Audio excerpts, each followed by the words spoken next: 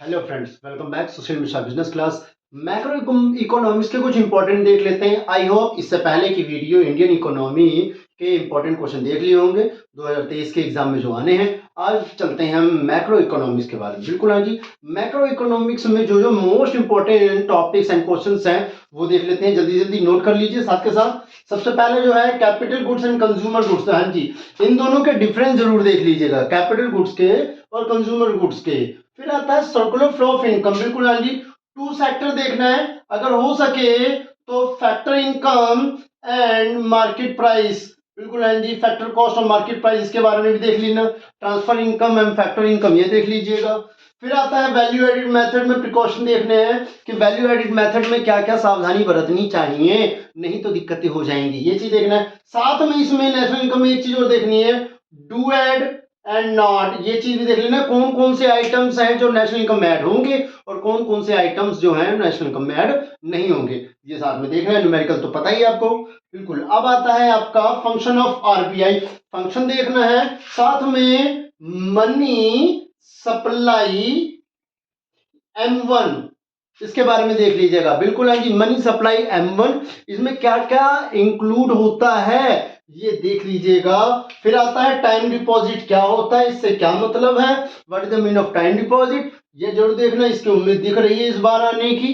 बिल्कुल। फिर आपका आता है role of open market operation. बिल्कुल हाँ जी, open market operation in reducing money supply. बिल्कुल हाँ जी, मनी सप्लाई को कैसे रिड्यूस कर देता है ये चीज देख लीजिएगा। बिल्कुल हाँ जी, ध्यान से समझ रहे हैं ना बात को। हाँ, अब अगला क्या चलता है, करता है y equal to C plus I. हाँ जी, एग्रीगेट डिमांड, ये जो है ना भाई एडी, बिल्कुल हाँ जी, एडी से है, याद रखिए एग्रीगेट डिमांड से। ये न्यूमेरिकल जरूर आएगा 3 नंबर का एक यहाँ से, y equal to C plus I का। और यहाँ है आपका अगला इन्फ्लेशनरी गैप। इन्फ्लेशनरी गैप का एक डायग्राम, एक शेड्यूल, और कैसे ये मॉनेटरी पॉलिसी या मॉनेटरी पॉलिसी के द्वारा से कैसे इफेक्ट किया जा सकता है ये भी आप देख सकते हैं। फिर आता है आपका सेविंग फंक्शन, सेविंग फंक्शन भी देख लीजिएगा आप। सेविंग फंक्शन का एक डायग्राम, बिल्कुल हाँ जी, एक शेड्यूल, और इसको एक्सप्लेन करना, ये जरूर आ सकता है। फिर revenue budget and capital budget, revenue budget and capital budget में डिफरेंस, रिवेन्यू बजट में कौन कौन से कंपोनेंट इंक्लूड किए जाते हैं और कैपिटल बजट में भी कौन कौन से कंपोनेंट आते हैं, जो दोनों चीज देखनी है। साथ में आपको ट्रेड डिफिशिएट, हाँ जी, बिल्कुल हाँ जी, 1 मार्क्स का यहां से आ सकता है, what is the meaning of trade deficit. बिल्कुल हाँ जी, ट्रेड डिफिशिएट आ सकता है मे बी। अगला जो आता है कि भैया how is tax revenue different from administrative revenue.